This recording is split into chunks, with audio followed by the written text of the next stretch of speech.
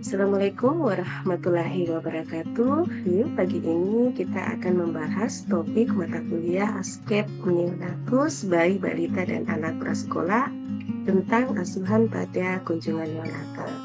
Semoga video kali ini dapat memberikan manfaat dan pembelajaran untuk kita semua. Jangan lupa di akhir video ini akan ada tugas dan soal-soal lagi yang akan dikerjakan.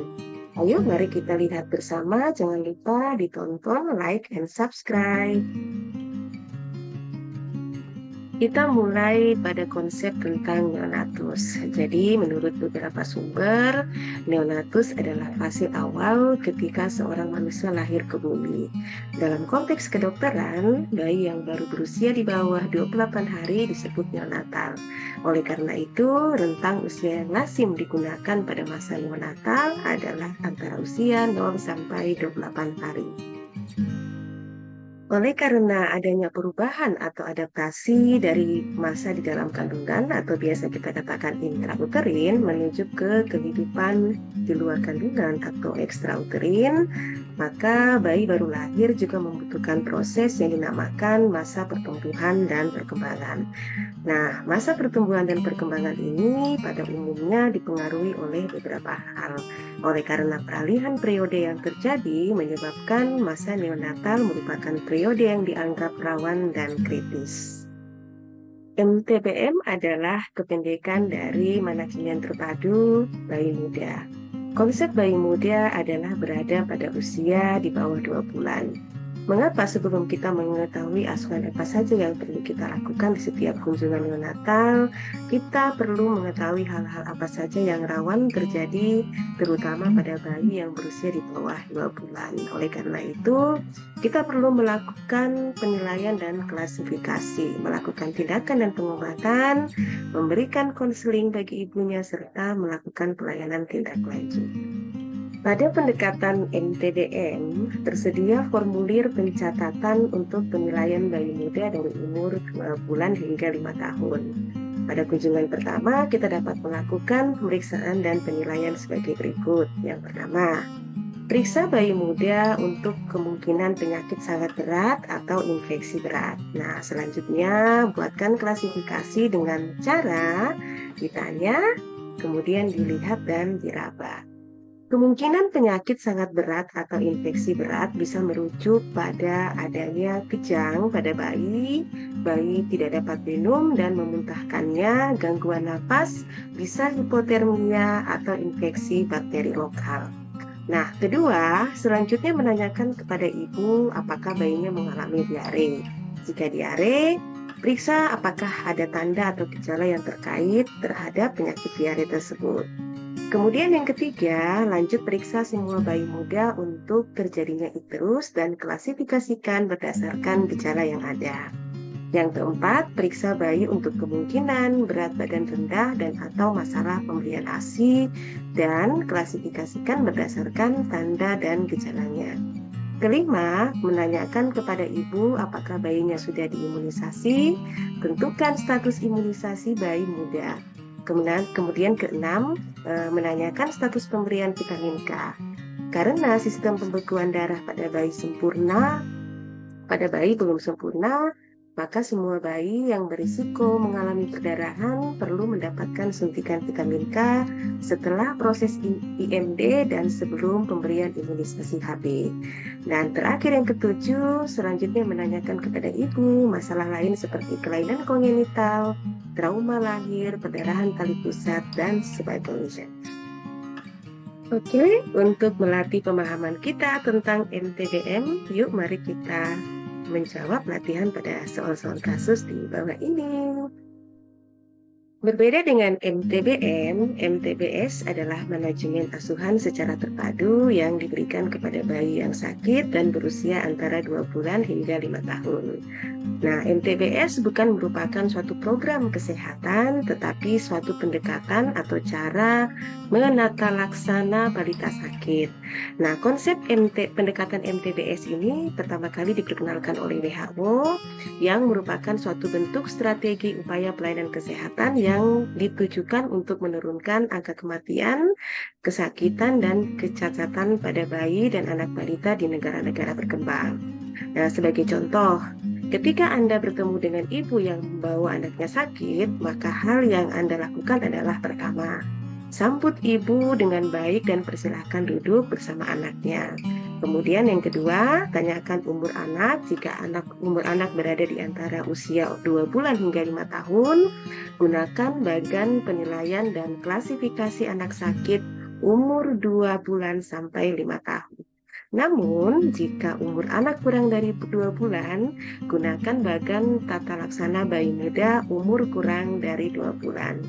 Jadi, secara umum, MTBS dapat didefinisikan sebagai pendekatan keterpaduan dalam tata laksana balita sakit yang datang berobat ke fasilitas rawat jalan pelayanan kesehatan dasar yang meliputi upaya kuratif terhadap pencegahan penyakit pneumonia, diare, campak, malaria, infeksi, malnutrisi, dan upaya promotif dan preventif yang bisa meliputi pemberian imunisasi, pemberian vitamin A, dan konseling pemberian makanan yang bertujuan untuk menurunkan angka kematian bayi dan anak balita serta menekan morbiditas karena penyakit tersebut. Yuk kita latihan menjawab soal-soal berikut. Pengertian MTBS adalah yang pertama, A. Manajemen balita sakit atau sehat. Yang B. Manajemen balita sakit yang datang ke rumah sakit.